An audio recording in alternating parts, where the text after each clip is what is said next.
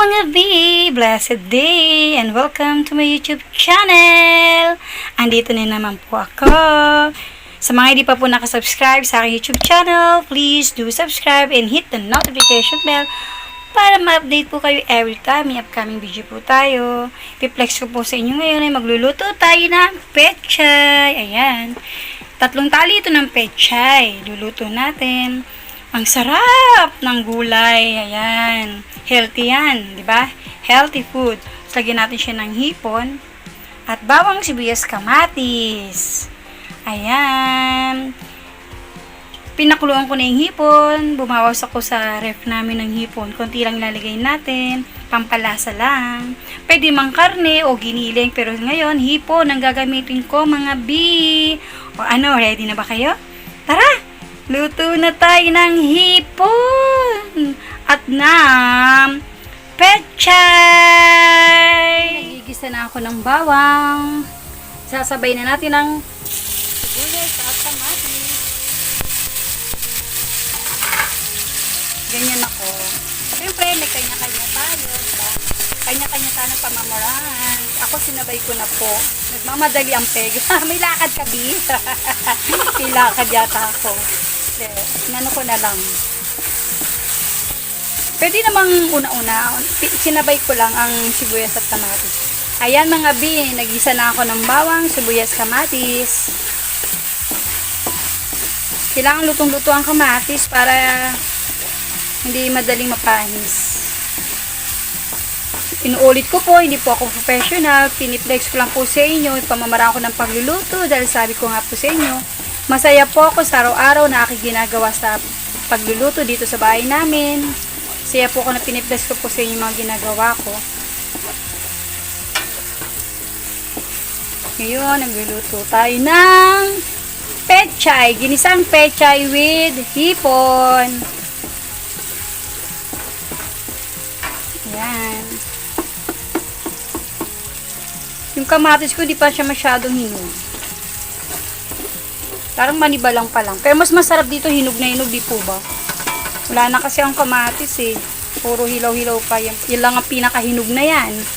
Pero tinan mo, medyo maniba lang pa lang siya. Pero pwede na po yan. Lutuin lang natin mabuti.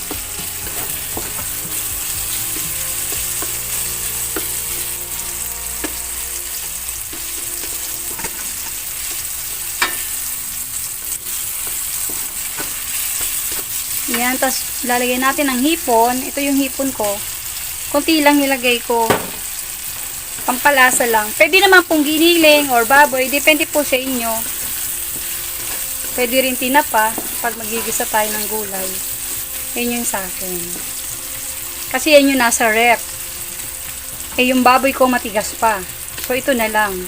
Yung hipon na yan, pinakuluan ko na yan kagabi. Kasi pag bumibili po kayo ng hipon, tapos hindi nyo pa po siya maluluto, pakuluan nyo po agad. Kasi tsaka nyo itabi. Kasi pag bumili kayo ng hipon, hindi nyo pa lulutuin. Kinabukas, nilagay nyo pa siya sa rep, hindi nyo pa pala lulutuin. Naku, pag tingin nyo, sira na ang ulo niyan. So, talo, ay mahal pa naman ng hipon. So, kung hindi nyo pa lulutuin at nabili nyo na nga, pakuluan nyo muna po siya para kinabukasan, pati ulo, pwede pa. Diba? Sisayang pera natin, di ba? Pag hindi natin gagawa ng remedyo para di masira. Ayan, pag nagisa-gisa, yan. Pag nagisa-gisa na yan, at saka natin ilalagay yung gulay at yung mga pampalasa. Ang sarap na naman ng amoy, mga B. Abot na naman sa kapitbahay ang amoy ng ulam natin. Ang sarap-sarap. Sarap talaga, mga B. Na B, pwede na, naninikit-nikit na siya. Ang sarap-sarap ng amoy. Diba? Ang hipon, ang sarap ng amoy. Pag napiprito, tapos may bawang sibuyas, kamatis pa. Grabe, B, ang sarap ng amoy. Sarap. Piniplex ko lang po sa inyo ang aking niluluto uli, mga B.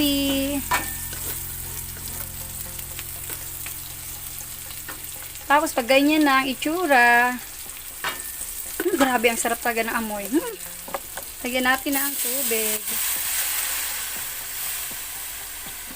Yan.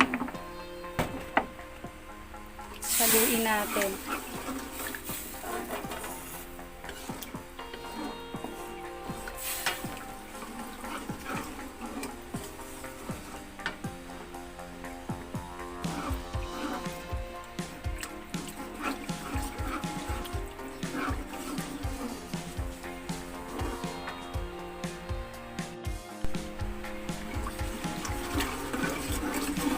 Lagyan na natin siya ng magic sarap. Ito. Tapos, ng betchin. Paminta. Ayan. Damihan nyo kung gusto na medyo maanghang. Ako kasi may sa maanghang. Kaya marami ako paminta maglagay. Ayan. Meron na siyang magic sarap at paminta. Pakuloy lang natin sandali. Tsaka natin ilalagay ang gulay. Wait lang natin. Yan mga bi, kumukulo na. Nalagay natin ang ating gulay. Tatlong balo. Hindi ko to todo. Atin mo nang haluin. Ayan na natin ilagay iba. Pag nalanta na to.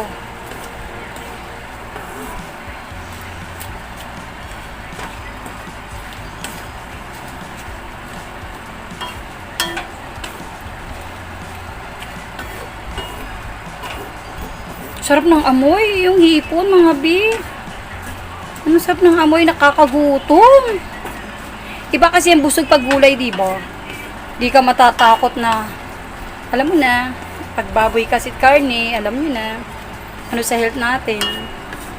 Sabi nga ng lola ko, mas masarap kumain lagi daw ng gulay at isda. Ang karne daw, kahit daw once a week lang. Lola ko nga isa ay talagang kumain ng karne. Kasi yung mahaba ang buhay ng matatanda. Yung mga ay kumain ng karne. Tayo na mahilig sa karne. Ay, nako. Ayan, tinatabi kong ganyan, mga bi. Para, ito namang isusunod pa natin. Ang ilalagay natin. Ayan. Ganun uli. Pag nalanta na to, tsaka ulit natin ibubuhos pa ulit. Kasi 3 tali ng pecha yung binili namin Kasi pag naluluto naman ang gulay, parang kumukunti, di ba? Kasi natutuyo siya. Yung para siyang nalalanta sa init. Ayan.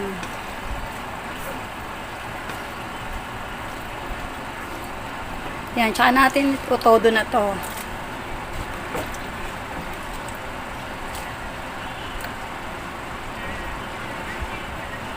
Ayan. Tinodo na natin. Wala nang laman ang ating lagayan.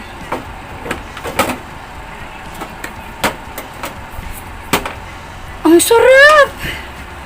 Ang sarap mga bi ng ating niluluto. Amoy na amoy natin ang ating niluluto. Nayo ay napapakanta. Alam niyo mga bi, susi kapag kayo nagluluto, kailangan masaya kayo.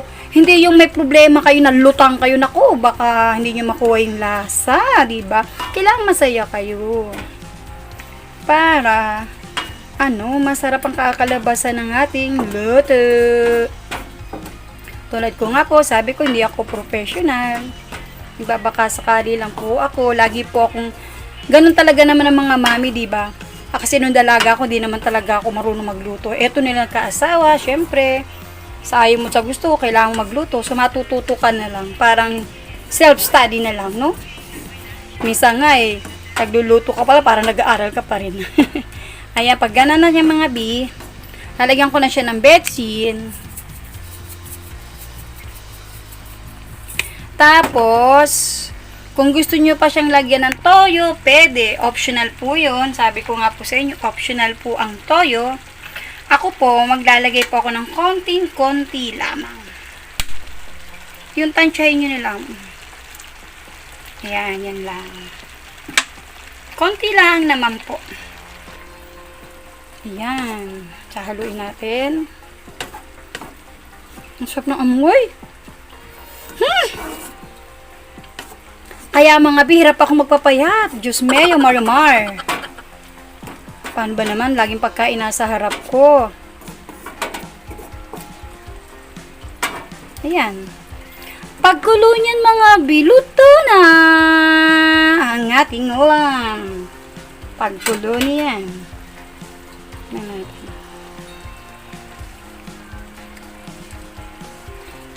Hap. Sarap. Okay lang naman na matabang ang ulam natin, di ba? Huwag lang maalat. Lagi kong sinasabi yun sa sarili ko Okay lang na matabang, huwag lang maalat. Kasi dati, grabe ang alat, ang hirap. Ayan, kaya inano ko na lang na okay lang matabang, Pag lang maalat. Ito na, nagpalit ako ng sandok mga bi para makatikim naman ako ng sabaw.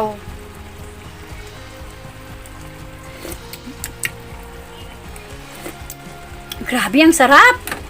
Whoo! Naka-jackpot na naman tayo mga bi.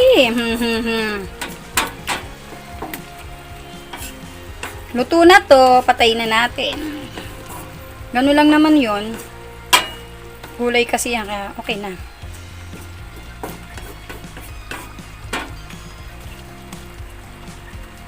Kasi pag iniwan mo pa yan, takpan mo, maluluto pa uli yan sa init. Tatakpan natin siya, iiwanan na natin siya ng walang apoy. Tapos iwan na lang natin siya ng may takip. Nako, malalanta pa siya. Patayin na natin ang apoy. Then, takpan na natin. Luto na siya mga B. Ready to serve. Okay. Hanggang sa muli mga B. God bless and keep safe. Bye for now. Huwag kalilimutan mag-subscribe and hit the notification bell. Okay. Bye.